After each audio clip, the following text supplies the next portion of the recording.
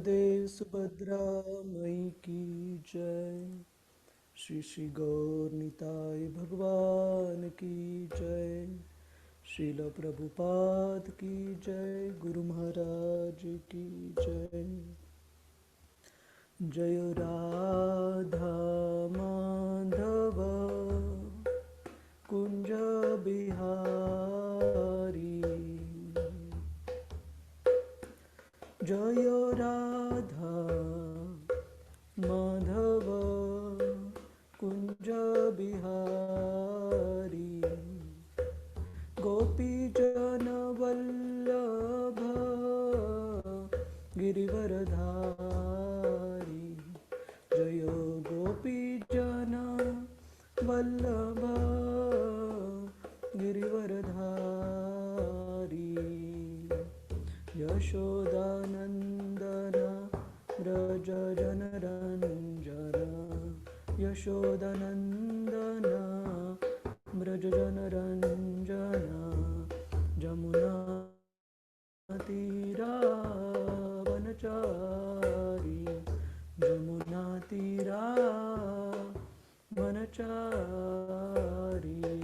जय राधा माधव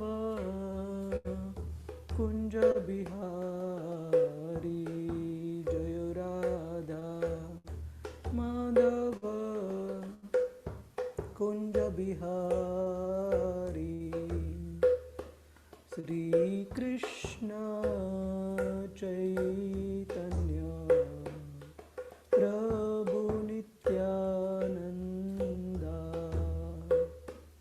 श्री अद्वैता गदाधर श्रीवासादि गौर भक्तवृंद। हरे कृष्णा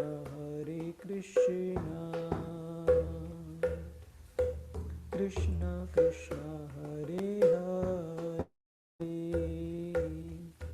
हरे रामो हरे रामो राम राम हरे हरे। हरे कृष्णा कृष्णा कृष्णा हरे हरे। हरे रामो राम राम हरे हरे। हरे कृष्णा कृष्णा कृष्णा हरे हरे। हरे रामो राम राम हरे हरे।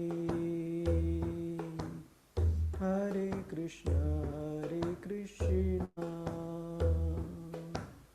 कृष्णा कृष्णा हरे हरे। हरे रामो राम राम हरे हरे। हरे कृष्णा कृष्णा कृष्णा हरे हरे। हरे रामो राम राम हरे हरे। जय राधा गोविंद श्री राधे। जय गौरानिताय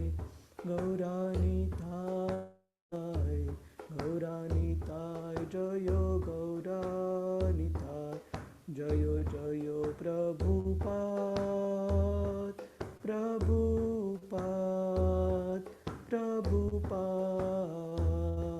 प्रभुपाद। जय गुरुदेव गुरुदेव।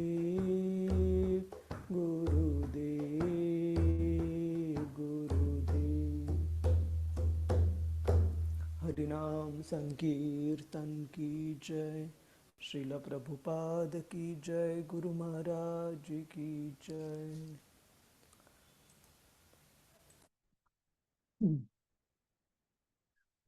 ओम नमो भगवते वासुदेवाय। ओम नमो भगवते वासुदेवाय। ओम नमो भगवते वासुदेवाय। नारायणं नमस्कृत्य नरं चैव नरोत्तमं देवीं सरस्वतीं व्यासं ततो जयमुदीरये। नष्टप्रायेषु अभद्रेषु नित्यं भागवत सेवया भगवतीरुत्तमश्लोके भक्तिर्भवति नैष्टिकी। कृष्णाय वासुदेवाय देवकीनन्दनाय च नन्दगोपकुमाराय गोविन्दाय नमो नमः। ॐ अज्ञानतिमिरन्धस्य ज्ञानाञ्जनशलाकया चक्षुरुन्मिलितं येन तस्मै श्रीगुरवे नमः। श्रीचैतन्यमनोभीष्टं स्थापितं येन भूतले स्वयं रूपकदा मह्यं ददाति स्वपदान्तिकं। वन्देऽहं श्रीगुरो श्रीयुतापदकमलं श्रीगुरोन् वैष्णवांश्च। श्रीरूपं सागरजातं सहगणा रघुनाथान्वितं तं सजीवं साद्वैतं सावधूतं परिजनसहितं कृष्णचैतन्यदेवं श्रीराधा कृष्णपदान् सहगणा ललिता श्रीविशाखान्वितांश्च। हे कृष्ण करुणा सिन्धु दीनबन्धु जगत्पते गोपेश गोपिका कान्त श्रीराधा कान्त नमोऽस्तुते। तप्त कांचन गौरांगी श्रीराधे वृंदावनेश्वरी वृषभानुसुते देवी प्रणमामि हरिप्रिये। वां च कल्पतरुभ्यश्च कृपा सिन्धुभ्य एव च पतितानां पावनेभ्यो वैष्णवेभ्यो नमो नमः। नमः ॐ विष्णुपदाय कृष्णपृष्ठाय भूतले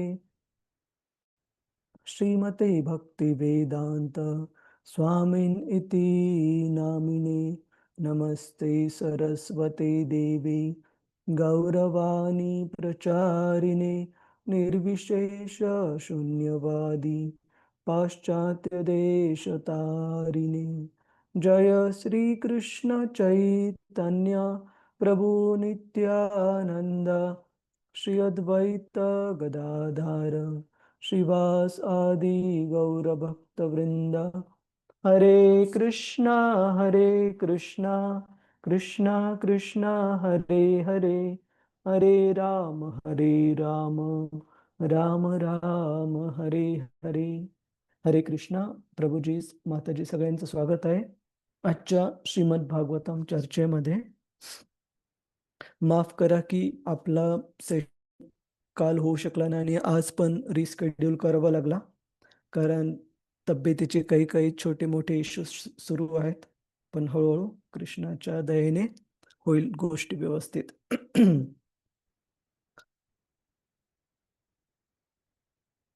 तर आपण पाहत होतो मागच्या वेळेस की कशा प्रकारे ब्रह्माजींनी नारद मुनींनी विचारलेल्या वेगवेगळ्या प्रश्नांचे उत्तर दिलेले आहेत।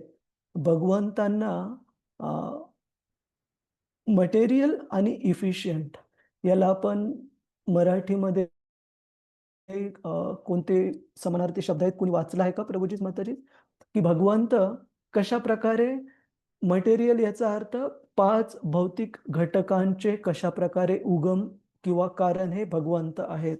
आणि इफिशियंट याचा अर्थ कशा प्रकारे हे भौतिक जगत बनवण्याची जी कलाकुसर आणि जी क्षमता आहे ब्रह्माजींना, ती पण भगवंतांनी दिलेली आहे.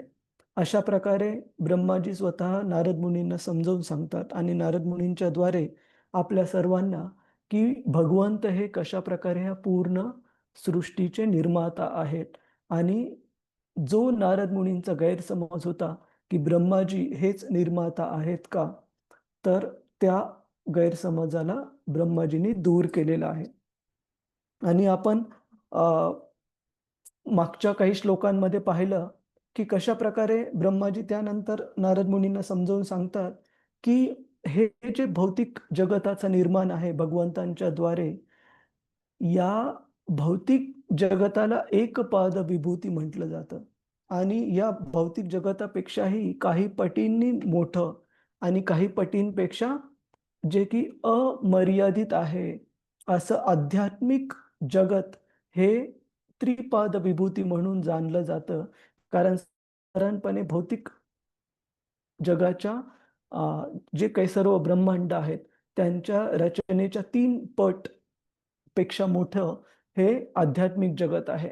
म्हणून त्याला त्रिपाद विभूती किंवा 3 चतुर्थांश हे निर्माण भगवंतांचं सांगितलं जातं.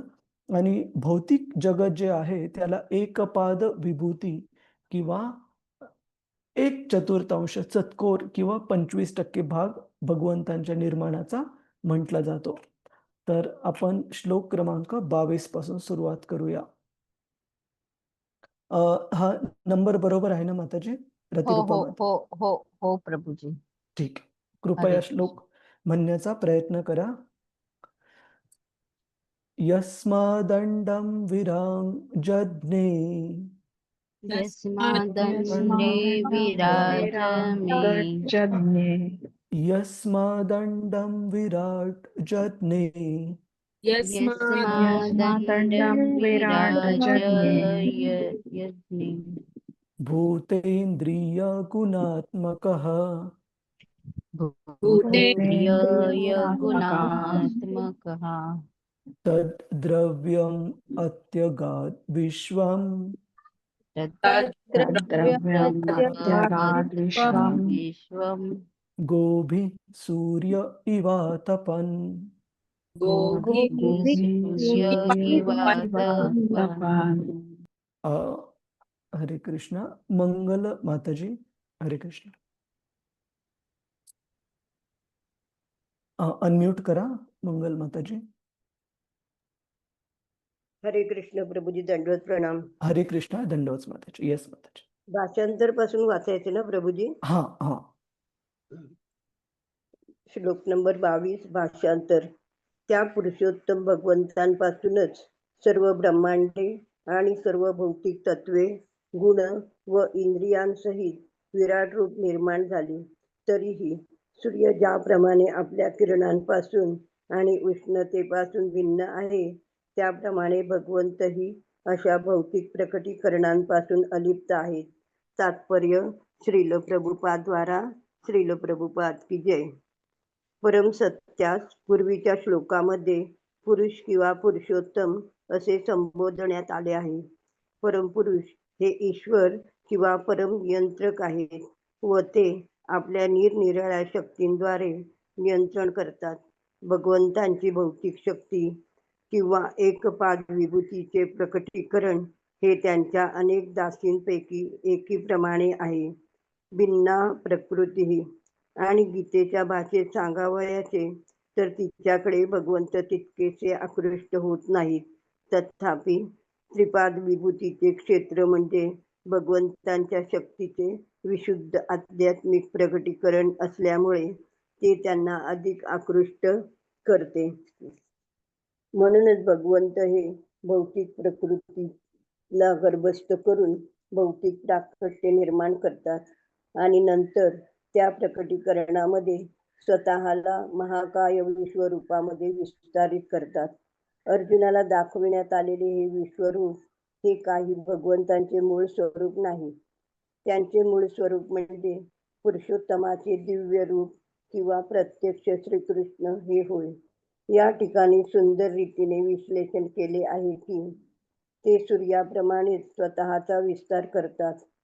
सूर्य आपल्या भयंकर उष्णता आणि किरणांनी स्वतःचा विस्तार करतो, तथापि तो अशा उष्णतेपासून आणि किरणांपासून सदैव अलिप्तच असतो. निराकारवाद्याला श्रीकृष्ण या वास्तविक दिव्य शाश्वत भगवत रूपाचे ज्ञान नसल्यामुळे तो त्यांच्या केवळ किरणांनाच महत्व देतो. म्हणून द्विभुज वेणुधारी श्रीकृष्णांचे परमश्रेष्ठ साकार रूप हे केवळ महाकाय विश्वरूपाची संकल्पना जाणू शकणाऱ्या निराकारवाद्याला भ्रमित करते. परंतु त्यांनी जाणले पाहिजे की सूर्यकिरण सूर्यापेक्षा दुय्यम आहेत आणि त्याचप्रमाणे भगवंतांचे निराकार विराट रूप हे त्यांच्या साकार पुरुषोत्तम रूपापेक्षा दुय्यम आहे. ब्रह्मसंहिता 5.37 या विधानाची पुष्टी पुढील प्रमाणे करते. आनंद चिन्मय रस प्रतिभाविताभिः ताभिर्य एव निज रूपतया कलाभिः गोलोक एव निवसत्य अखिलात्मभूतो गोविंदमादिपुरुषं तमहं भजामि. स्वतःच्या शारीरिक किरणांनी अंगकांतीने प्रत्येकाच्या इंद्रियामध्ये चैतन्य निर्माण करणारे आदिपुरुष भगवान श्री गोविंद आपल्या गोलोक नामक दिव्य धामामध्ये वास करतात. तथापि ते सुखदायी आध्यात्मिक किरणांच्या विस्ताराद्वारे आपल्या सृष्टीच्या प्रत्येक कानाकोपऱ्यात कणाकणात उपस्थित आहेत. हे किरण त्यांच्या वैयक्तिक लादिनी शक्तीच्या समानच आहेत. यास्तव आपल्या अचिंत्य शक्तीने ते एकाच वेळी साकार आणि निराकारही आहेत किंवा भौतिक आणि आध्यात्मिक प्राकट्याच्या वैविध्यामध्ये परिपूर्ण एकत्व प्रकट करणारे असे ते एकमेव द्वितीय आहेत. ते अस्तित्वातील सर्वांपासून भिन्न आहेत आणि तरीही त्यांच्यापासून काही भिन्न नाही. श्रील प्रभुपाद की जय. हरे हरे कृष्ण. कृष्ण. धन्यवाद माताजी. हरे कृष्ण. तर या ठिकाणी भागवतामध्ये ब्रह्माजींकडून भगवंतांचा स्तर समजावून सांगण्यासाठी कुणाचं उदाहरण देण्यात आलेलं आहे? सूर्याचं. की ज्या प्रकारे सूर्य हा आपल्याला प्रकाश प्रदान करतो आणि उष्णता प्रदान करतो आणि ह्या प्रकाशाद्वारे आणि उष्णतेद्वारे ह्या भौतिक ब्रह्मांडातील सर्व ठिकाणी सूर्य स्थित आहे. कशा प्रकारे आपण जाणू शकतो? खूप साधा सरळ उपाय म्हणजे आजचं जे आधुनिक विज्ञान आहे ते पण सांगतं की सौर ऊर्जा जी आहे ती वनस्पतींमार्फत त्या धान्यामार्फत आपण ज्यावेळेस ते वनस्पती, भाज्या, पालेभाज्या, धान्य ग्रहण करतो त्यावेळेस ती सौर ऊर्जा आपल्यालाही प्राप्त होते. आणि त्यामुळे सांगितलं जातं की ज्या प्रकारे जैव साखळी ज्या प्रकारे लांबत जाते त्या प्रकारे सौर ऊर्जेचा त्याच्यातील घटकही हळूहळू कमी होत जातो. परंतु एक गोष्ट आपण जाणू शकतो की आपण जी ऊर्जा शरीरामध्ये प्राप्त करतो धान्याद्वारे, भाजीपाल्याद्वारे, त्यामध्ये सौर ऊर्जेचा घटक आहे का? कारण वनस्पती, धान्य, झाडे हे सूर्यापासूनच ऊर्जा ग्रहण करतात आणि त्यांचे जे काही फळं, फुलं, धान्य आहे त्यामध्येही सौर ऊर्जेचा भाग असतो. त्याच प्रकारे भगवद्गीतेच्या 15व्या अध्यायामध्ये पण आपल्याला एक श्लोक पाहायला मिळतो ज्याच्यामध्ये भगवंत सांगतात, पण एकदा तो श्लोक म्हणू, कृपया आपण सर्वांनी म्हणण्याचा प्रयत्न करा. अहं वैश्वानरो भूत्वा अहं विश्वानरो भूत्वा भूत्वा प्राणिनां देहम् आश्रितः प्राणां देहमाश्रितः प्राणापानसमायुक्तः प्राणापानसमायुक्तः पचाम्यन्नं चतुर्विधम् प्रशाम्यं शाम्यन्नं चतुर्विधम्. की ज्या प्रकारे आत्ता आपण सूर्याचं उदाहरण पाहिलं, की जे आपण अन्नधान्य भाजीपाला ग्रहण करतो त्याच्यामध्ये सौर ऊर्जेचा घटक आहे आणि त्याच प्रकारे सूर्य बाहेर पण अस्तित्वात आहे, आतमध्ये आणि बाहेर दोन्ही ठिकाणी. त्याच प्रकारे इथे भगवंत भगवद्गीतेमध्ये सांगतात, अहम वैश्वानर भूत्वा. वैश्वानर म्हणजे आपलं पचनाचा जठर अग्नी, ज्याला आपण मराठीमध्ये जठर अग्नी म्हणतो, जो की आपलं शरीरात घेतलेलं अन्न पचवण्यासाठी कारणीभूत असतो. तर भगवंत भगवद्गीतेत सांगतात की हे अर्जुना, तो जठर अग्नी मनुष्याच्या पोटामधला किंवा प्राणीमात्रांच्या पोटामधला हे भगवंत स्वतः आहेत. अहम म्हणजे मी स्वतः, म्हणजे भगवंत कृष्ण. प्राणीनाम देहम माश्रितः. आणि भगवंत सांगतात की सर्व प्राण्यांच्या शरीरातला जे जैव वायू आहे, एअर ऑफ लाईफ, ते पण भगवंत आहेत. आणि ह्या जैववायूमुळे आणि जठराग्नीमुळे आपल्याला वेगवेगळे प्रकारचे जे 4 प्रकारचे अन्न आहेत, म्हणजे जे चावले जातात, जे गिळले जातात, जे पिले जातात आणि जे सक म्हणजे ज्याच्यातून आपण रस प्राप्त करतो, अशा प्रकारचे 4 वेगवेगळ्या प्रकारचे अन्न यांचं पचन करण्यासाठी भगवंतच कारणीभूत आहेत. याचा अर्थ सूर्याप्रमाणे भगवंत पण केवळ बाहेरच्या स्वरूपामध्ये, श्यामसुंदर स्वरूपामध्ये नाही आहेत, तर प्रत्येक अणुरेणूमध्ये ते स्थित आहेत आणि आपल्या शरीरामध्ये पण जठराग्नीच्या रूपामध्ये, आपल्या जैववायूच्या रूपामध्ये आपल्यामध्ये स्थित आहेत, जेणेकरून आपल्या शरीराचे वेगवेगळे जे फंक्शन्स, वेगवेगळ्या ज्या क्रिया आहेत, त्या पार पाडण्यासाठी भगवंत प्रत्यक्षात हस्तक्षेप करत आहेत किंवा मदत करत आहेत. त्याच प्रकारे सूर्य जसा आतमध्ये पण आहे आणि बाहेर पण आहे, त्याच प्रकारे भगवंत पण सर्व जीवांच्या आतमध्ये पण स्थित आहेत आणि बाहेर पण स्वतःच्या श्यामसुंदर रूपामध्ये स्थित आहेत. आणि ह्याच्यामध्ये ब्रह्मसंहितेमध्ये पण आपण श्लोक पाहतो की अंडांतरस्थम परमाणुचयातरस्थम, की प्रत्येक अणुरेणूमध्ये भगवंत हे परमात्मा रूपामध्ये स्थित आहेत. आणि केवळ पॅसिव्ह, म्हणजे केवळ पॅसिव्हला आपण मराठीमध्ये काय म्हणतो, निष्क्रिय नाही आहेत ते, परमात्मा रूपामध्ये ते ऑब्झर्व तर करत आहेत प्रत्येक आपल्या विचारांचं किंवा प्रत्येक आपल्या क्रियांचे ते साक्षीदार आहेत, परंतु त्याच्यासोबत ऍक्टिव्हली जठराग्नी म्हणून, जैववायू बनून ते आपल्याला जगण्यासाठी मदत करत आहेत. आणि आपण आयुर्वेदामध्ये पण पाहतो की ज्या वेळेस ह्या शरीरातले वेगवेगळे जे लाईफ एअर 5 प्रकारचे जे वायू असतात, ते त्यांचा बॅलन्स ज्या वेळेस बिघडतो, त्यावेळेस खूप साऱ्या वेगवेगळ्या व्याधी व्यक्तीला उद्भवतात. जसं कधी कधी त्याच्यामुळे डोकं दुखू शकतं, कधी कधी त्याच्यामुळे व्यक्तीला अर्धांगवायूचा झटका येऊ शकतो, बरेच प्रकारचे व्याधी होऊ शकतात. त्याच प्रकारे ज्यावेळेस जठराग्नी शरीरातला मंदावतो, त्यावेळेस व्यक्तीला पचन क्रियेमध्ये वेगवेगळे प्रॉब्लेम्स दिसायला लागतात किंवा अपचन व्हायला लागतं. तर सांगण्याचा हेतू हा की भगवंत हे आपल्या बाहेरही आहेत स्थित आणि आपल्या हृदयामध्ये, आपल्या शरीरामध्ये पण स्थित आहेत परमात्मा रूपामध्ये, प्लस वेगवेगळ्या रूपांमध्ये, जसं भगवद्गीतेत सांगितलेल्या जठराग्नीच्या रूपामध्ये आणि जैववायूच्या रूपामध्ये पण आपल्या शरीरामध्ये भगवंत स्थित आहे.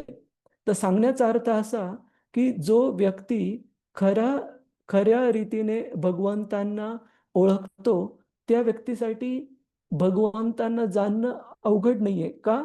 फक्त जाणण्याची आपली तयारी पाहिजे आणि शास्त्राचा थोडाफार जर आधार घेतला आपण आणि त्याच्यावर व्यवस्थित समजून घेण्याचा जर प्रयत्न केला, तर प्रत्येक पाण्याच्या घोटामध्ये आणि प्रत्येक घेतलेल्या श्वासामध्ये आणि प्रत्येक पचन केलेल्या अन्नाच्या कणामध्ये आपल्याला भगवंतांचं अस्तित्व जाणवू शकतं.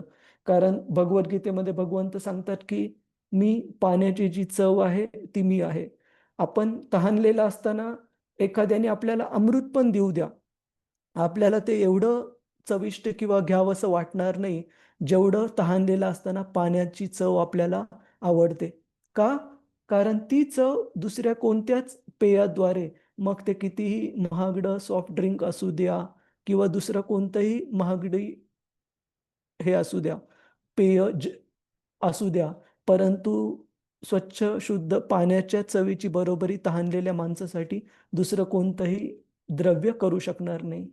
तर अशा प्रकारे जो भक्त आहे, प्रभुपादजी सांगतात की तो आपल्या जीवनाच्या प्रत्येक क्रियेमध्ये, दैनंदिन जीवनाच्या वेगवेगळ्या क्रियांमध्ये आपण भगवंतांना अनुभवू शकतो, जर आपण व्यवस्थित प्रकारे भगवद्गीता, श्रीमद भागवताद्वारे भगवंतांना जाणून घेतलं तर. आणि अंततः भगवंत सांगतात भगवद्गीतेमध्ये की या सर्व शास्त्रांचा जो उद्देश आहे तो काय आहे? भगवंतांना जाणून घेणे आहे. वेदैश्च सर्वम अहम एव वेद्यो. वेद या शब्दाचा अर्थ आहे जाणून घेणे किंवा ज्ञान. आणि भगवंत सांगतात की ह्या साऱ्या वेदांचा एकच उद्देश आहे, भगवंतांना वेद्य. अहम एव वेद्यो म्हणजे भगवंतांना जाणून घेणे, हाच या शास्त्रांचा उद्देश आहे. तर आपण ज्यावेळेस असे श्लोक पाहतो भगवद्गीतेमध्ये किंवा भागवतामध्ये, तर आपण हे जाणून घ्यायला पाहिजे की भगवंत कशा प्रकारे प्रत्येक क्षणी आपल्याला मदत करत आहेत, केवळ ह्या भौतिक जगामध्ये आनंदी न राहण्यासाठी, तर आध्यात्मिक जगात पण प्राप्त करण्यासाठी, आध्यात्मिक जगताला पण प्राप्त करण्यासाठी. म्हणजे भगवंतांनी जर मदत केली नाही किंवा सपोर्ट केलं नाही, तर एकही जीव एका क्षणासाठी पण जिवंत राहणं हे अवघड आहे. त्याच्यामुळे कधी जे भगवंतांवर विश्वास ठेवणारे जे भक्त असू, ते भगवंतांना मानत असू, की भगवंतांना न मानणारे अथिस्ट, अथिस्टला काय म्हणतो आपण मराठीमध्ये? ज्यांचा विश्वास नास्तिक. नास्तिक, हा, भगवंतांना न मानणारे नास्तिक, नास्तिक. नास्तिक असू, ना- अशा प्रत्येक व्यक्तीच्या प्रत्येक क्षणी जगण्याची व्यवस्था ही कोण करत आहे? भगवंत करत आहे. सर्वांना कळालं हे सूर्याचं उदाहरण? ज्या प्रकारे सूर्य आपल्या आतमध्ये आहे सौर ऊर्जेद्वारे आणि बाहेर पण स्थित आहे, त्याच प्रकारे भगवंत पण आपल्या आतमध्ये आहेत आणि आपल्या बाहेर पण आहेत. आणि केवळ त्यांच्याद्वारे वेगवेगळ्या क्रिया चालवण्यात आल्यामुळे आपलं पचन व्यवस्था पण भगवंतांच्या द्वारेच चालवण्यात येते. आपलं वेगवेगळे जैववायू पण त्यांच्याद्वारेच नियंत्रित केले जातात आणि त्यामुळेच व्यक्ती हा जगू शकतो. प्रत्येकाला क्लिअर आहे प्रभूजी माताजीच हे उदाहरण? हरे कृष्ण. हो, कुणाचा काही प्रश्न समजलं आहे? प्रभूजी. हो. हरे कृष्ण. आपण पुढे जाऊ. जय कृष्ण प्रभूजी. हा प्रभूजी, हरे कृष्ण. एक प्रश्न म्हणजे आता आपण याची तर चर्चा केली, एकपाद आणि त्रिपाद, म्हणजे हा हा भौतिक अस्तित्व एक पाद म्हणजे एक चतुर्थांश असतो. हो तर हे भौतिक जे आपण ज्या वेळेला आपण विचार करतो तो महाविष्णूंच्या उच्छ्वासातून झालेली अखंड ब्रह्मांडे बरोबर, हे पूर्ण सगळे धरून सगळे एक धरून भौतिक बरोबर. असंच येणार ना का आपल्याला आपल्या कक्षेत आहे तेवढंच? नाही नाही, सर्व ब्रह्मांडांना मिळून भौतिक जगत मानलं जातं, समजलं जातं. Okay okay. हरे ठीक आहे. कृष्ण. आणि त्याच्या जवळपास 3 पट किंवा त्याहूनही अधिक हे आध्यात्मिक जगत आहे, सर्व बरोबर. ब्रह्मांडांना एकत्र धरून. यस. हरे कृष्ण. हरे कृष्ण. आपण पुढे जाऊ. श्लोक क्रमांक 23. यदास्य नाभ्यान्नलिनात् यदास्य अहम आसं महात्मनः अहम् महात्मनः नाविदं यज्ञसंभारा नाविदं पुरुषा पुरुषावयवानृते. पुरुषावयवानृते. हा, गुडाकेश प्रभुजी, हरे कृष्ण. हरे कृष्ण. धन्यवाद प्रभूजी. महापुरुष भगवंतांच्या कंसात महाविष्णू नाभी कमळापासून माझा जेव्हा जन्म झाला तेव्हा त्या महापुरुषाच्या शरीर अवयवांखेरीज माझ्याजवळ यज्ञ कर्म करण्यासाठी अन्य कोणतीही साधन सामुग्री नव्हती. तात्पर्य प्रभुपादाद्वारा सृष्टी निर्माण करत्या ब्रह्मदेवांना स्वयंभू किंवा माता पित्या वाचून जन्म झाला असे म्हणतात. सर्वसामान्य प्रक्रियेप्रमाणे पुरुष पिता आणि स्त्री माता यांच्या लैंगिक संबंधातून प्राणी मात्रांचा जन्म होतो. परंतु सर्वप्रथम जन्म जीव ब्रह्मदेव हे भगवान श्रीकृष्णांचे विस्तारित रूप असलेल्या महाविष्णूंच्या नाभिकमळापासून जन्मास आले. नाभिकमळ हे शरीराच्या अवयवाचाच एक भाग आहे आणि त्या कमळापासून ब्रह्मदेवांचा जन्म झाला. त्यामुळे ब्रह्मदेव हे सुद्धा भगवंतांच्या शरीराचाच एक भाग आहे. ब्रह्मांडाच्या महाकाय विवरात जन्म झाल्यावर ब्रह्मदेवांना त्या ठिकाणी अंधकाराखेरीज इतर काहीच दृष्टीस आले नाही. ते पूर्णपणे गोंधळून गेले आणि त्यांच्या हृदयातून भगवंतांनी त्यांना तपस्या करण्याची व त्या योगे यज्ञ कर्म करण्यासाठी साधन सामुग्री मिळवण्याची प्रेरणा दिली. परंतु त्या ठिकाणी महाविष्णू आणि त्यांच्या अवयवापासून जन्मलेल्या ब्रह्मदेवा व्यतिरिक्त इतर काहीही नव्हते. यज्ञ करण्यासाठी अनेक घटकांची विशेषतः पशूंची आवश्यकता होती. पशुयज्ञ हा कधीही पशु हत्येसाठी नसून यज्ञामध्ये पशु यश प्राप्ती करण्यासाठी असतो. यज्ञाग्नीमध्ये अर्पण केलेला पशु वरकरणी पाहिल्यास नष्ट होतो, परंतु कुशल ब्राह्मणांच्या वैदिक मंत्रोच्चारणाच्या प्रभावाने दुसऱ्या क्षणी त्यास नवा जन्म मिळतो. जेव्हा असे कुशल पुरोहित उपलब्ध नसतात तेव्हा यज्ञवेदीवर पशुबळी देणे निषिद्ध असते. अशा रीतीने ब्रह्मदेवांनी यज्ञाची साधन सामुग्री गर्भोतकशाही विष्णूंच्या शरीराच्या अवयवापासून निर्माण केली आणि याचाच अर्थ आहे की सृष्टी रचना ही स्वतः ब्रह्मदेवांनीच केली. तसेच कोणतीही गोष्ट शून्यातून निर्माण होत नाही, तर सर्व काही भगवंतापासूनच निर्माण होते. भगवंत गीतेमध्ये 10.8 मध्ये सांगतात की अहम सर्वस्व प्रभो मत्ता सर्व प्रवर्तते. सर्व काही माझ्या शरीराच्या अवयवापासून निर्माण होते आणि म्हणूनच मी सर्व सृष्ट वस्तूंचा मूळ उगम आहे. निराकारवादी वाद घालतात की सर्व काही भगवंतच आहेत, तर त्यांची पूजा करण्यात काहीच लाभ नाही. तथापि साकारवादी अति कृतज्ञता म्हणून भगवंतांच्या शरीराच्या अवयवापासून निर्माण झालेल्या साधन सामुग्रीचा उपयोग करून त्यांची आराधना करतो. फुले आणि फळे पृथ्वी मातेपासून प्राप्त होतात आणि तरीही बुद्धिमान भक्त पृथ्वीपासून निर्माण झालेल्या या घटकांद्वारे पृथ्वीचे पूजन करतो. त्याचप्रमाणे गंगा मातेचे तिच्या पाण्याने पूजन केले जाते आणि तरी पूजकाला अशा पूजनाचे फळ लाभते. भगवंताची आराधना त्यांच्या शरीर अवयवापासून निर्माण झालेल्या घटकांद्वारे केली जाते आणि तरी आराधकाला जो स्वतःही त्यांचाच एक अंश आहे भगवंतांची भक्तिपूर्ण सेवा करण्याचे फळ प्राप्त होते. निराकारवादी आपण स्वतःच भगवंत असल्याचा चुकीचा निष्कर्ष काढतो, तर साकारवादी भगवंतापासून काहीच भिन्न नाही हे पूर्णपणे जाणून त्यांची भक्तिपूर्ण सेवेद्वारे आराधना करतो. यास्तव भक्त सर्व काही भगत सेवेमध्ये नियुक्त करण्याचा प्रयत्न करतो, कारण तो जाणतो की अस्तित्वातील यच्छयावत वस्तूंचे स्वामी भगवंतच आहे आणि अन्य कोणीही कोणत्याही वस्तूवर स्वतःच्या स्वामित्वाचा दावा करू शकत नाही. अशी ही एकत्वाची परिपूर्ण संकल्पना आराधकाला भगवत सेवेमध्ये नियुक्त होण्यास सहाय्य करते आणि मिथ्याभिमानाने गर्विष्ठ झालेला निराकारवादी भगवंताच्या कृपेअभावी सदैव भक्तच राहतो. हरे कृष्ण. दंडवत प्रणाम प्रभू. हरे कृष्ण. धन्यवाद प्रभू. श्रील प्रभुपाद की जय. तर इथे या श्लोकापासून येणाऱ्या काही 4 ते 5 श्लोकांमध्ये आपण पाहतो की ब्रह्मदेव कशा प्रकारे भगवंत ह्या पूर्ण भौतिक सृष्टीचे कशा प्रकारे प्रत्यक्षात मटेरियल कॉज म्हणजे कशा प्रकारे ह्या भौतिक जगतातील वेगवेगळ्या घटकांच्या निर्मितीसोबतच ब्रह्मदेवांच्या ह्या भौतिक जगाच्या निर्माणासाठी जे जे आवश्यक गोष्टी आहेत त्याही त्यांनी कशा प्रकारे साधन सामग्री भगवंतांच्या शरीराच्या माध्यमातून जमा केली त्याचं वर्णन सांगत आहेत. आणि तात्पर्यामध्ये श्रील प्रभुपादजी सांगतात की भगवंत आणि सामान्य जीव यांच्यामधील खूप महत्वाचा फरक म्हणजे आपण पाहतो की भगवंतांच्या कृपेने मनुष्यामध्ये, आपल्या सर्व प्राणी मात्रांमध्ये पण काही प्रमाणामध्ये काही निर्माण करण्याची क्षमता दिलेली आहे. उदाहरणार्थ, की जे आपल्या शरीराचे 6 प्रकारचे जे ट्रान्सफॉर्मेशन्स किंवा बदल ज्याला आपण म्हणतो, ते कोणते-कोणते आहेत?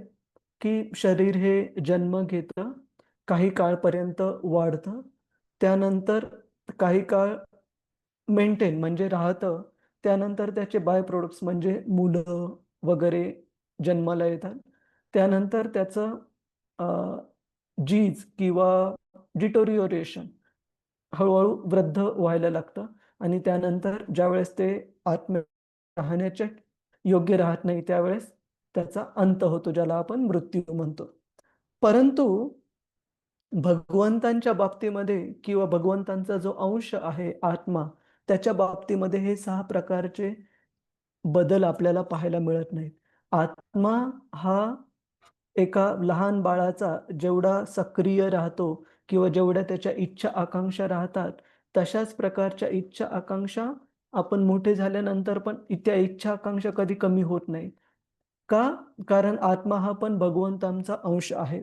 दुसरी गोष्ट, की आपल्याला कोणती गोष्ट किंवा काही जीव जन्माला घालण्यासाठी, निर्माण करण्यासाठी खूप साऱ्या कंडिशन्स किंवा खूप सारे कंडिशन्सला आपण काय म्हणतो मराठीमध्ये? प्रिरिक्विजिट्स? अटी अटी अटी. अटी खूप वेगवेगळ्या अटी पाहायला मिळतात. जसं की वडिलांचं वय किंवा आईचं वय हे एका विशिष्ट वयोमर्यादेपर्यंत असलं पाहिजे. ती जर वयोमर्यादा गेलेली असेल, तर आपण पाहतो की बऱ्याच फॅमिलीजमध्ये बाळ कन्सीव्ह होत नाही लवकर. का? कारण जे नियम आहेत प्रकृतीचे, त्या अटींची पूर्तता नाही झाल्यामुळे. किंवा आपण पाहतो बऱ्याचदा की काही जणांना ज्यावेळेस फॅमिली पुढे जात नाही, त्यावेळेस त्यांना वेगवेगळ्या ट्रीटमेंट पण घ्यावं लागतात, IVF वगैरे. परंतु भगवंतांच्या बाबतीमध्ये असं नाहीये. केवळ भगवंतांच्या इच्छेने भगवंतांची अर्धांगिनी किंवा लक्ष्मी जी आहेत, त्यांच्या सहकार्याविना भगवंत हे सृष्टीचं निर्माण करू शकतात, ब्रह्मदेवांचं निर्माण करू शकतात. त्याच्यामुळे ब्रह्मदेव हे साधारण मनुष्याच्या बाळाप्रमाणे जन्मलेले नाहीयेत. जे जन्माला येण्यासाठी आई आणि वडील या दोघांची गरज पडते. त्याच्यामुळे ब्रह्मदेवांना काय म्हटलं जातं? स्वयंभू. स्वयंभू म्हणजे त्यांचा मात्या-पित्या वाचून, म्हणजे केवळ आणि केवळ भगवंतांच्या गर्भोदक्ष विष्णूंच्या नाभी कमळातून ब्रह्माजींचा जन्म होतो. म्हणून त्यांना स्वयंभू म्हटलं जातं. तर हा मूलभूत फरक आहे भगवंतामध्ये आणि सामान्य जीवामध्ये, की सामान्य जीवाला मूल जन्माला घालण्यासाठी आई आणि वडील, पती-पत्नी या दोघांचीही गरज पडते. परंतु भगवंतांना ह्या सृष्टीचं निर्माण करण्यासाठी किंवा सृष्टीमधील जे पहिले जीव आहेत ब्रह्माजी, त्यांचं निर्माण करण्यासाठी लक्ष्मीजींची गरज भगवंतांना पडत नाही. स्वतःच्या केवळ इच्छेने ते सृष्टीचं निर्माण सुरुवात करू शकतात किंवा पूर्ण सृष्टी पण बनवू शकतात. त्याचप्रमाणे असं काही उदाहरणं श्रील प्रभुपादांनी दिलेली आहेत, की ज्या प्रकारे ह्या पृथ्वीपासून निर्माण झालेले जे काही गोष्टी आहेत, जसं की फळं असू किंवा फुलं असू, त्या फळं आणि फुलांचा उपयोग करून आपण यज्ञ करू शकतो आणि पृथ्वीला पण भेट देऊ शकतो. त्याच प्रकारे गंगेचं उदाहरण दिलं जातं, की गंगेला आपण कशाप्रकारे पूजा करतो? गंगेचंच पाणी ओंजळीमध्ये घेऊन गंगेला अर्पण करतो. त्याच प्रकारे श्रील प्रभुपादजी उदाहरण देतात, की कधी-कधी एखादं लहान मूल असतं, ते आपल्या वडिलांना त्यांच्या वाढदिवसाच्या दिवशी भेट म्हणून काही भेटवस्तू देतं किंवा चॉकलेट वगैरे किंवा एखादं ग्रीटिंग कार्ड अशा प्रकारची भेटवस्तू आपल्या वडिलांना त्यांच्या वाढदिवसाच्या दिवशी देतं. आणि तसं पाहायला गेलं तर हे लहान मूल स्वतः कमवत नसल्यामुळे ती गोष्ट वडिलांच्याच पैशाचा काही प्रमाणामध्ये उपयोग करून भेटवस्तू वडिलांसाठी आणतं. परंतु वडिलांना ती भेटवस्तू खूप आवडते. ते हे विचार करत नाहीत, की माझ्याच पैशातून वापर करून ह्या मुलाने ही भेटवस्तू आणली. ती भेटवस्तू तरीही प्रेमाने ते स्वीकारतात, त्या मुलाचं प्रेम म्हणून. त्याच प्रकारे शास्त्रात सांगितलेलं आहे, की ह्या भौतिक जगातले जे काही घटक आहेत ते सर्व भगवंतांपासूनच आलेले आहेत.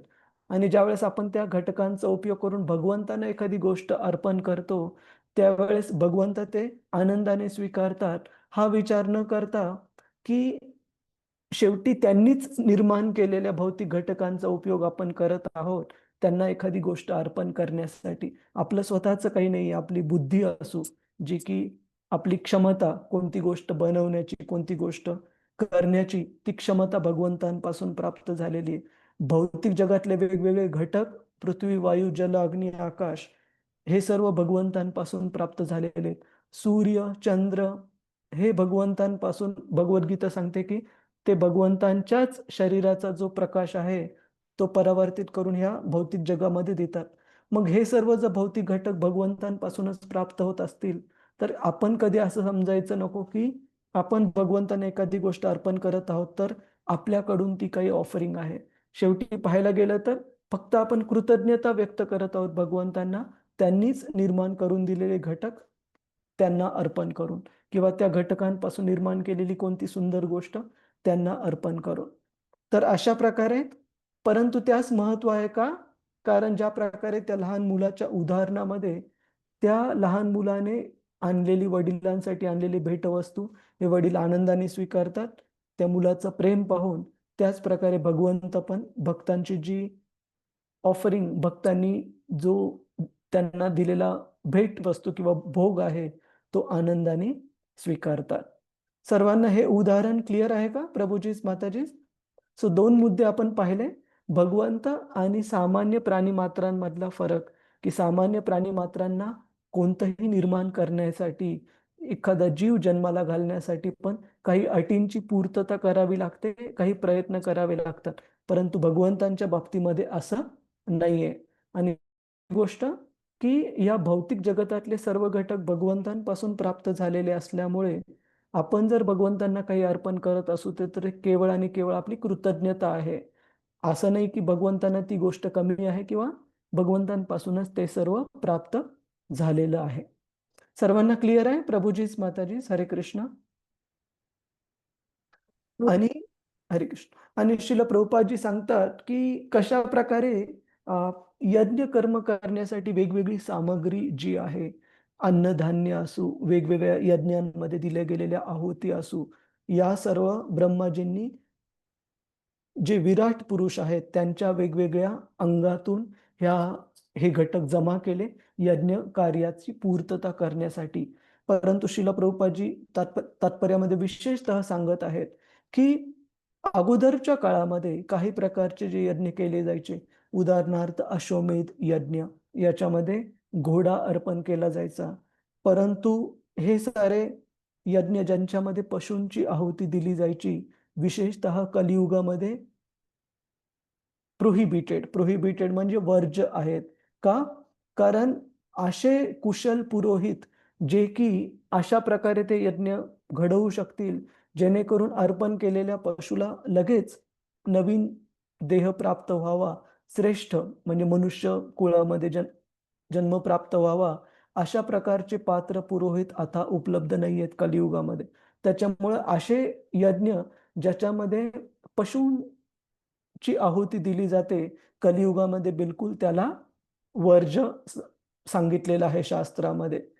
त्याच्यामुळे एकच यज्ञ श्रील प्रभुपादजी वेगवेगळ्या तात्पर्यांमध्ये सांगतात की कलियुगामध्ये शक्य आहे, आणि तो म्हणजे नाम संकीर्तन यज्ञ, की भगवंतांचं नाम संकीर्तन करणं जपाच्या माध्यमातून, कीर्तनाच्या माध्यमातून, हा एकमेव यज्ञ कलियुगासाठी पूरक आहे किंवा योग्य आहे. कुणाचा काही प्रश्न आहे का प्रभूजीच, माताजीच? हरे कृष्ण. पुढे जायचं आपण. आणि त्याच्यामुळे कन्क्लुजन, निष्कर्षामध्ये श्रील प्रभुपादजी सांगतात की त्याच्यामुळे जो भक्त आहे तो हे जाणतो की या सर्व वस्तू ज्या मी भगवंतांना काही अर्पण करण्यासाठी वापरत आहे, याचे खरे स्वामी, नित्य स्वामी हे भगवंतच आहेत. केवळ भगवंतांच्या कृपेने मला ही क्षमता प्राप्त झालेली हे घटक एकत्रित करण्यासाठी. उदाहरणार्थ कुणी जर भगवंतांना भोग अर्पण करण्यासाठी सुंदर काही व्यंजन बनवले, काही ऑफरिंग्स बनवल्या, तर अंततः त्या व्यंजनाचे जे घटक आहेत, साखर असो किंवा गहू असो किंवा बाकीचे तूप असो, जे काही वापरलेले घटक आहेत ते कुठून प्राप्त झालेले आहेत? भगवंतांपासूनच प्राप्त झालेले. फक्त आपण ते घटक एकत्र करून भगवंतांनी जी आपल्याला क्षमता दिलेली आहे त्या क्षमतेचा उपयोग करून आपण भगवंतांना अर्पण करत आहोत चांगल्या प्रकारच्या भोगवस्तूमध्ये. हरे कृष्ण. कुणाचा काही प्रश्न आहे का प्रभूजीस, माताजीस? ठीक आहे. श्लोक क्रमांक 24.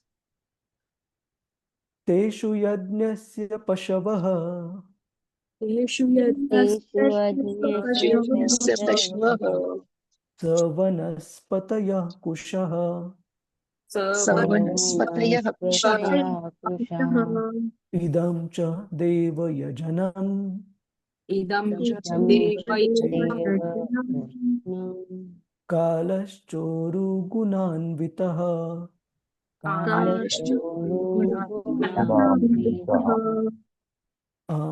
हरे कृष्ण. कुणाला वाचायचंय का प्रभूजीस, माताजीस?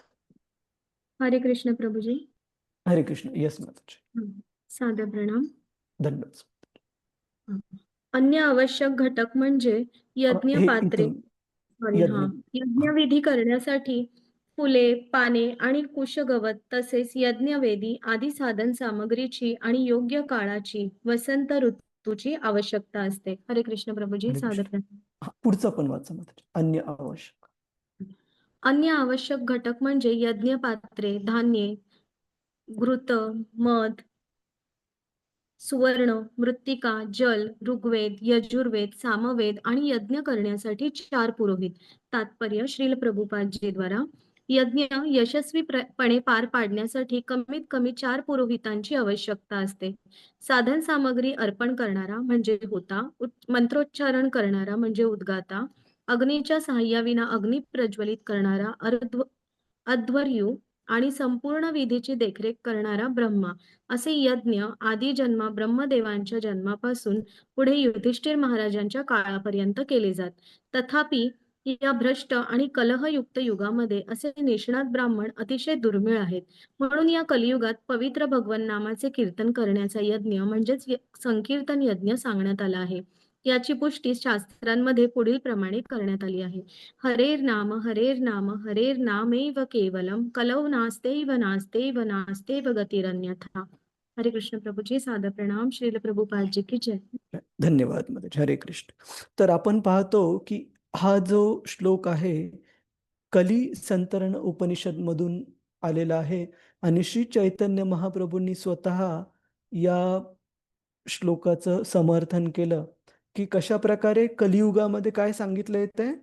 हरेर नाम एव केवलम कलौ नास्ति एव गतिर अन्यथा. की कलियुगामध्ये 3 वेळेस सांगितलेलं आहे की कोणताही उपाय नाही, दुसरा कोणताही उपाय नाही. कशाशिवाय? भगवंतांच्या हरिनामाशिवाय. एव केवलम म्हणजे केवळ आणि केवळ भगवंतांचं हरिनाम हे एकमेव तारणहार कलियुगासाठी सांगितलेलं आहे.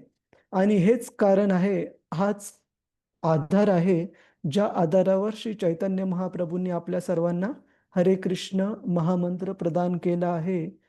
कलियुगामध्ये साधा सरळ मार्ग संकीर्तन यज्ञ करण्याचा, जे की श्रील प्रभुपादजी इथे सांगत आहेत. कारण बाकीचे जे आधीच्या काळामध्ये जसं की आपण पाहतो सत्ययुगामध्ये कोणता होता युगधर्म? सत्ययुगामध्ये मेडिटेशन ध्यान करणे. तपस्या. आणि त्रेता युगामध्ये यज्ञ करणे. आणि ह्याच्यामध्ये द्वापार युगामध्ये मंदिरांमध्ये जाऊन पूजा अर्चा, भगवंतांच्या अर्च विग्रहांची उपासना पूजा. आणि कलियुगामध्ये चैतन्य महाप्रभूंनी या आधारावर कली संतरण उपनिषद मध्ये जो मुद्दा दिलेला आहे की केवळ हरिनाम एकमेव आधार आहे, उपाय आहे उद्धार होण्याचा ह्या कलियुगामध्ये. त्याच्यामुळे संकीर्तन यज्ञ श्रील प्रभुपादजी सांगतात हाच सोयीस्कर आहे कलियुगातील लोकांसाठी. तर आपण पुढे जाऊ. श्लोक क्रमांक 26. नामधेयानि मंत्राश्च नामधेयानि मंत्राश्च दक्षिणाश्च व्रतानि च दक्षिणाश्च व्रतानि च वृतानि च देवतानुक्रमः कल्पः देवतानुक्रमः संकल्पस्तंत्रम् एव च संकल्पस्तंत्रमेव च कुणाला वाचायचंय का? प्रभूजी माताजी. हरे कृष्ण. हरे कृष्ण प्रभुजी. हरे कृष्ण. यस माताजी. हरे कृष्णा. सादर प्रणाम प्रभुजी. ओम नमो भगवती वासुदेवाय. श्रील प्रभुपाद की जय. अन्य आवश्यकतांमध्ये विशिष्ट हेतूसाठी आणि विशिष्ट प्रक्रियांद्वारे विशिष्ट शास्त्रांमध्ये सांगितलेल्या पद्धतींनी विशेष मंत्र व व्रतवैकल्यांद्वारे निरनिराळ्या देवदेवतांच्या नामाचे आवाहन करण्याचा समावेश आहे. तात्पर्य श्रील प्रभुपादद्वारे श्रील प्रभुपाद यांची जय. यज्ञ कर्म करण्याची संपूर्ण प्रक्रिया म्हणजे सकाम कर्मच आहे आणि अशी यज्ञकर्मे अत्यंतिक शास्त्रशुद्ध असतात. विशिष्ट आघाताने मंत्रोच्चारण करण्याच्या प्रक्रियेवर मुख्यतः ते अवलंबून असतात. हे एक महान शास्त्र आहे आणि योग्य ब्राह्मणांच्या अभावी गेल्या 4 सहस्त्र वर्षांमध्ये असे यज्ञ योग्य प्रकारे करण्यात आलेले नाही व त्यामुळेच ते सद्यस्थितीत परिणामकारक ठरत नाही. तसेच या अधम कलियुगात त्यांचा निर्देशही करण्यात आलेला नाही. वर्तमान युगामध्ये केवळ देखावा म्हणून करण्यात येणारी यज्ञ म्हणजे चलाक पुरोहितांनी केलेली निव्वळ फसवणूक होय आणि कोणत्याही परिस्थितीत असा देखावा लाभदायक ठरू शकत नाही. सकाम कर्म हे पदार्थ विज्ञान आणि थोड्याफार प्रमाणात स्थूल भौतिक घटकांद्वारे केले जात आहे. परंतु वैदिक मंत्र ज्या ध्वनी उच्चारण करण्याच्या सूक्ष्म पद्धतीवर आधारित आहेत त्या पद्धतींमध्ये भौतिकवाद्यांना अद्याप प्रगती करावयाची आहे.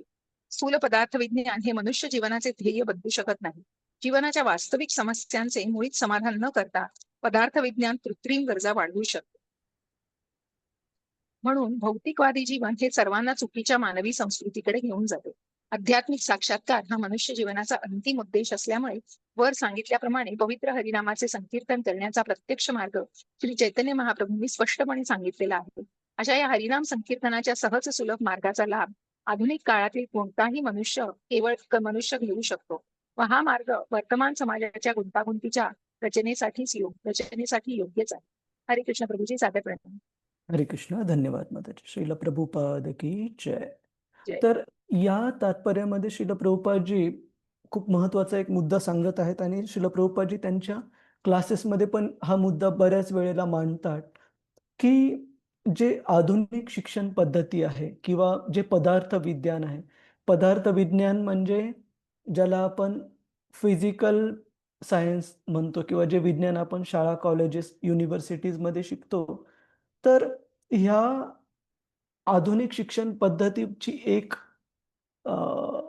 खोट श्रील प्रभुपादजी प्रामुख्याने मांडतात की हे आजकालचं जे शिक्षण आहे ते फक्त आपल्याला हे शरीर कशा प्रकारे जगवायचं एवढंच शिकवतं, परंतु मनुष्य जीवनाचं जे अंतिम ध्येय आहे या भौतिक जगाच्या जन्म-मृत्यूच्या चक्रातून बाहेर पडणं, कोणत्याही वेगवेगळ्या युनिव्हर्सिटीज, विद्यापीठांमधल्या जगातल्या कोणताही एक कोर्स असा दाखवा जो की ह्या भौतिक जन्म-मृत्यूच्या चक्रातून बाहेर कसं पडायचं हे विद्यार्थ्यांना शिकवतो. एकही सापडणार नाही आपल्याला. त्याच्या विरुद्ध हे पदार्थ विज्ञान आपल्याला काय शिकवतं की या जगामध्ये शरीर कसं मेंटेन करायचं किंवा जीवन कसं जगायचं. जीवन जगण्याचा अर्थ केवळ आणि केवळ शरीर कशा प्रकारे आपण व्यवस्थित आरामात ठेवणे किंवा त्याचा कशा प्रकारे इंद्रिय भोग त्याद्वारे करू शकणे याच्यावर पूर्ण विज्ञान आधारित आहे. आपल्याला हे मान्य आहे का प्रभूजीज माताजीज? एक छोटंसं उदाहरण देतो मी की उदाहरणार्थ उन्हाळ्यामध्ये गरमीचा त्रास नको म्हणून आपण पाहतो की एअर कंडिशनरचा जो उगम आहे तो विज्ञानाद्वारे केलेला आहे. किंवा पाश्चात्य देशांमध्ये ज्या ठिकाणी खूप जास्त थंड हवामान असतं त्या ठिकाणी आपण पाहतो की विजेवर चालणारे रूम हीटर्स किंवा ऑइल वर चालणारे रूम हीटर्स आपल्याला पाहायला मिळतात, जेणेकरून शरीर कशा प्रकारे कम्फर्टेबल ताजतवानं राहील बाहेरचं वातावरण कितीही प्रतिकूल असेल तरी. त्याच प्रकारे आपण पाहतो की दुसऱ्या ज्या मनुष्याच्या उपभोगांच्या इच्छा आहेत, उदाहरणार्थ मनुष्य म्हणून जन्माला आलो तर लोकांना वाटतं की आपण पण उडायला पाहिजे, मग त्यासाठी ते पॅराग्लायडिंग वगैरे अशा प्रकारचे उद्योग करत राहतात. तर जे ॲडव्हेंचर स्पोर्ट्सच्या नावाखाली आपण पाहतो की आधुनिक विज्ञान हे अधिकाधिक आपल्याला वेगवेगळ्या प्रकारचे भोग करायचं शिकवत आहे, परंतु जर आपण त्या मूळ मुद्द्यावर गेलो, मूळ मुद्दा त्याचा एकच राहतो की कशा प्रकारे हे शरीर जास्तीत जास्त सुखवस्तूंच्या आधारे शक्य होईल तेवढं भौतिकदृष्ट्या भौतिक स्तरावर सुखी कसं ठेवतं, या एकाच मुद्द्यावर पूर्ण जे शैक्षणिक जीवन आहे आजकालचं ते आधारित आहे. परंतु शास्त्र काय सांगतं की मनुष्य देह जो प्राप्त झालाय तो केवळ आपल्या शारीरिक गरजा अधिकाधिक वाढवण्यासाठी किंवा शारीरिक सुखवस्तू अधिकाधिक वाढवण्यासाठी नाही झालेला मनुष्य जन्म प्राप्त. मनुष्य जन्म हा प्राप्त झालाय की शरीराच्या ज्या मूलभूत गरजा आहेत त्या पूर्ण करून अंततः जे अल्टिमेट किंवा अंतिम ध्येय आपलं आहे इटर्नल लाईफ, इटर्नल आपण मराठीमध्ये काय म्हणतो, शाश्वत जीवन प्राप्त करणं, त्या शाश्वत जीवन कशा प्रकारे प्राप्त करायला पाहिजे ही शिकवण आपल्याला शास्त्रामध्ये पाहायला मिळते. परंतु जे पदार्थ विज्ञान आहे त्याच्यामध्ये ही जी मूळ शिकवण असायला पाहिजे मनुष्य जन्मासाठीची ती मिसिंग आहे किंवा कुठेतरी त्याचा अभाव आहे. तर आपल्या सर्वांना हा मुद्दा पटतोय का प्रभूजी, माताजी? आधुनिक शिक्षण पद्धतीमध्ये काय मूळ मुद्दा आपल्याला दिसतो आणि कशा प्रकारे तो मूळ मुद्दा आपल्या जीवनाचं जे सर्वोच्च ध्येय असायला पाहिजे त्या ध्येयाला मिस करतो. कुणाला काही सांगायचं या मुद्द्यावर? हरे कृष्ण. होय प्रभूजी. हो ना. तर आणि आजकालचं तुम्ही कोणतंही उदाहरण घ्या, आजकालच्या ज्या टॉप कॉर्पोरेशन्स आहेत जगातल्या त्या काय करण्याचा प्रयत्न करत आहेत. उदाहरण आपल्याला कोणत्या व्यक्तीची नाव घ्यायचं नाही किंवा कोणत्या ऑर्गनायझेशन बद्दल बोलायचं नाही, पण आपण पाहतो की जगातल्या ज्या टॉप कंपन्या आहेत मंगळावर जाऊन सृष्टी निर्माण करण्याचा किंवा मनुष्याला राहण्यासाठी जागा हे करण्याचा प्रयत्न करत आहेत की अरे बाबा, भगवंतांच्या कृपेने जे प्राप्त झालेले आहे पृथ्वीच्या वर जन्म, त्याचं तर सार्थक करा अगोदर. पृथ्वीवर आपण वातावरण कमी बिघडवलं आहे का म्हणून आपण दुसऱ्या ग्रहांवर जाऊन पण तिथे घाणेरडं करण्याचा किंवा बनवण्याचा प्रयत्न करत आहोत. तर सांगण्याचा हेतू हा की या सर्वासाठी भौतिक जन्म किंवा मनुष्य जन्म हा आपल्याला प्राप्त झालेला नाहीये. तर आपण या संदर्भात एक श्लोक पाहू आणि आजची चर्चा इथे कन्क्लूड करू की नारद मुनी श्रील व्यासदेवांना शिकवण देताना एक खूप महत्वाचा मुद्दा त्यांना सांगतात की आपण एकदा हा श्लोक याचा अर्थ पाहू. तस्यैव हेतो प्रयतेत कोविदो तस्यैव हेतो प्रयतेत कोविदो न लभ्यते यत् भ्रमताम् उपर्यदः न लभ्यते तल्लभ्यते दुःखवदन्यतः सुखम्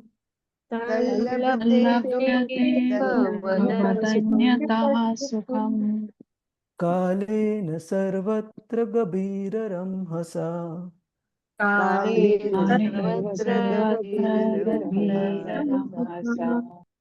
तर नारद मुनी इथे सांगतात की तस्यैव हेतो प्रयतेत कोविदो. कोविदो म्हणजे खऱ्या प्रकारे बुद्धिमान व्यक्ती. त्याच्यामुळे अशा हेतूसाठी अशा गोष्टीसाठी प्रयत्न करत नाहीत. कशा गोष्टी कोणत्या सुखासाठी?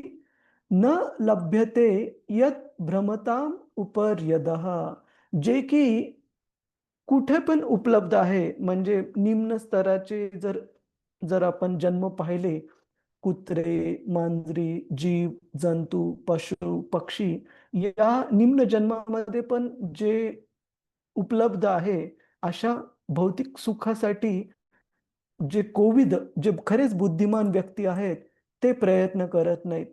आणि अशा प्रकारचं जे सुख निम्न स्तरावरचं आहे, ते दिसायला तर सुख दिसतं, परंतु काय म्हणतात नारद मुनी? तल्लभ्यते दुःख वदन्यत सुखम. ते दिसायला तर सुख दिसतं, परंतु अंततः काय राहतं ते? केवळ दुःखच राहतं. त्याच्यामुळे अशा प्रकारचे जे कोविद, जे खरेच बुद्धिमान व्यक्ती आहेत, ते अशा सुखासाठी प्रयत्न करतात जे की शाश्वत राहील, ना की असं सुख जे की कुठे पण निम्न स्तरावरच्या जन्मामध्ये उपलब्ध राहील. ते शाश्वत सुखासाठी प्रयत्न करतात, जे की वरच्या आणि खालचे जे 14 लोक आहेत भौतिक ब्रह्मांडातील, तिथे फिरून नाही प्राप्त होणार. त्याच्या पलीकडचं आध्यात्मिक जगतात प्राप्त होणारं जर शाश्वत सुख आहे, त्यासाठी कोविद म्हणजे बुद्धिमान लोक हे प्रयत्न करतात. तर सांगण्याचा उद्देश हा की ह्या भौतिक शरीरासाठी सुखवस्तू वापरण्याची काही सीमा नाहीये, किती सफिशियंट किंवा किती पुरेशा आहेत. त्याच्यामुळे तो जर उद्देश ठेवला, तर भौतिक विज्ञान ज्या प्रकारे जे काही प्रगती करण्याचा प्रयत्न करत आहे, ती प्रगती तर करण्याचा प्रयत्न करत आहे, पण अंततः हाती काय लागत आहे? अधिकाधिक पृथ्वीचा, वातावरणाचा ऱ्हास होताना आपल्याला पाहायला मिळतो, की आपल्या लहानपणी म्हणजे मी कधी विचार पण केला नव्हता, की पिण्याचं पाणी ही अशी गोष्ट बनेल, जी की विकत घ्यावी लागेल. बरोबर आहे? परंतु आज आपण बाहेरगावी कुठे प्रवासाला जातो, तर आपण पाहतो, की कुठे जाऊन काही प्यायचं किंवा काही खायचं म्हटलं तरी शुद्ध पाणी हे खूप अवघड होऊन बसलेलं आहे आणि बऱ्याच वेळेला ते विकत घ्यावं लागतं. म्हणजे हे आपली आधुनिक विज्ञानाची प्रगती आहे, की आणि